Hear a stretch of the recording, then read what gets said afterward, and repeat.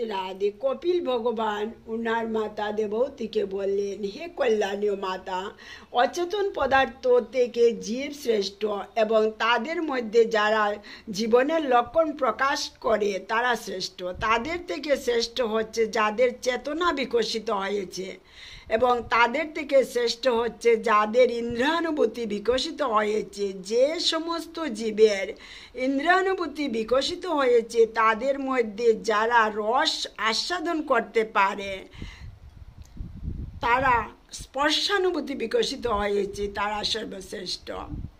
এইভাবে বলতে বলতে স্বধর্মরত ব্রাহ্মণ থেকে মুক্ত সঙ্গ ব্রাহ্মণ শ্রেষ্ঠ এবং তার থেকেও শ্রেষ্ঠ হচ্ছে শুদ্ধ ভক্ত, যিনি কোনো ফলের প্রত্যাশা না করে ভগভক্তির সম্পাদন করেন। অতএব আমাকে ছাড়া অন্য আর কোনো কিছুতে যে ব্যক্তির আকর্ষণ নেই এবং তাই যিনি তার সমস্ত কর্ম, তার জীবন, তার সব কিছু আমাকে নিবেদন, আমার শরণাগত হয়েছে, সেই প্রকার কর্তৃত্বাভিমান সমদর্শী পুরুষ থেকে কোনো জীবকেই আমি শ্রেষ্ঠ দেখতে পাই না।